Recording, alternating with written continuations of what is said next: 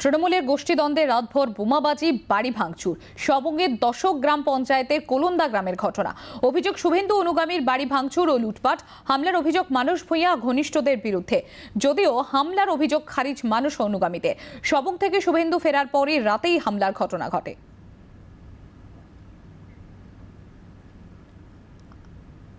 আপনাদেরকে আরো একবার জানিয়ে রাখি, তৃণমূলের গোষ্ঠীদ্বন্দ্বে রাতভর বোমাবাজি, বাড়ি ভাঙচুর।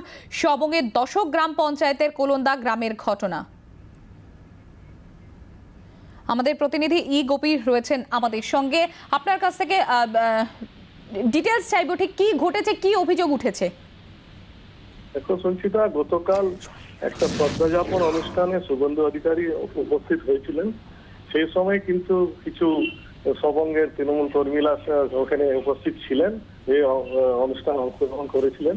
অনুষ্ঠান শেষ হওয়ার পর বাড়ি ফেরার পরে গতকাল মাঝরাতেই তৃণমূলের অঞ্চল তৃণমূল নেতা আতনু সাহা বলে পরিচিত, ও কিছু দলবলকে নিয়ে বাড়িতে বোমা চার্জ করে এবং বাড়ি ভাঙচুর করে। টেবিল, চেয়ার এবং সবকিছু পুরো নষ্ট হয়ে যায়।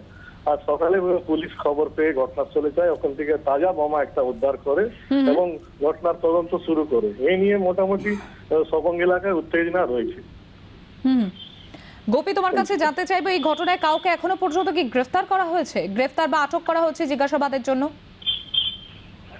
পুলিশ এখনো কাউকে আটক করা হয়নি, কিন্তু এই ঘটনার ব্যাপারে এখনো জিজ্ঞাসাবাদ বিভিন্ন জায়গায় চালাচ্ছে পুলিশ, সবং থানা পুলিশ। ধন্যবাদ। সারদা মামলায় সিবিআইয়ের হাতে নতুন অডিও ক্লিপের ভিত্তিতেই সুদীপ্ত দেবযানীকে জেরা।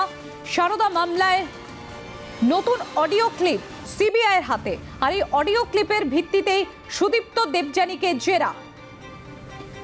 জেলে গিয়ে জেরা করতে চান কেন্দ্রীয় গোয়েন্দারা। সুদীপ্ত দেবযানীকে জেলে গিয়ে জেরা করতে চান সিবিআই। অডিও ক্লিপে রয়েছে বহু গুরুত্বপূর্ণ তথ্য, আমরা এই নিয়ে বিস্তারিত জানবো। আমরা কথা বলবো, আমাদের প্রতিনিধি বিক্রম দাস রয়েছেন আমাদের সঙ্গে। বিক্রম, ডিটেলস কি রয়েছে? দেখো, যেটা আমরা সিবিআই সূত্রে জানতে পারছি যে সিবিআই তরফ থেকে সারদা মামলায় তদন্ত করতে গিয়ে তারা একটি নতুন ভয়েস রেকর্ডিং পেয়েছেন। সেই অডিও ভয়েস রেকর্ডিং এর ভিত্তিতে সুদীপ্ত সেন ও দেবযানীকে তারা নতুন করে জেলে গিয়ে জিজ্ঞাসাবাদ করতে চান, এবং যেটা বলা হচ্ছে যে এই অডিও ক্লিপে অত্যন্ত গুরুত্বপূর্ণ কিছু তথ্য রয়েছে, সেই তথ্যের ভিত্তিতে তারা জেরা করতে চান। এবং তারা ইতিমধ্যে নিম্ন আদালতের দ্বারস্থ হয়েছিলেন সিবিআইয়ের গোয়েন্দারা, এবং তারা ইতিমধ্যে সেই সংক্রান্ত অর্ডারও তারা বার করেছে, যেখানে তারা সুদীপ্ত দেবযানীকে গিয়ে জিজ্ঞাসাবাদ করতে চান। অত্যন্ত গুরুত্বপূর্ণভাবে, তাৎপর্যপূর্ণভাবে আমরা যেটা জানতে পারছি যে এই প্রসঙ্গে সুদীপ্ত এবং দেবযানীকে প্রয়োজনে কোনো এক অভিযুক্তকে জেল ট্রান্সফার করে তারা মুখোমুখি বসে জিজ্ঞাসাবাদ করতে চান। অর্থাৎ সারদা মামলা একটা নয়া মোড়, এবং সেই জায়গায় এই অডিও ক্লিপিং বা এই অডিও রেকর্ডিং অত্যন্ত গুরুত্বপূর্ণ বলে জানা যাচ্ছে।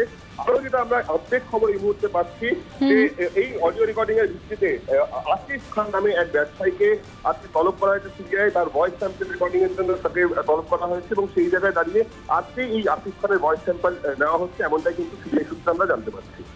ধন্যবাদ বিক্রম।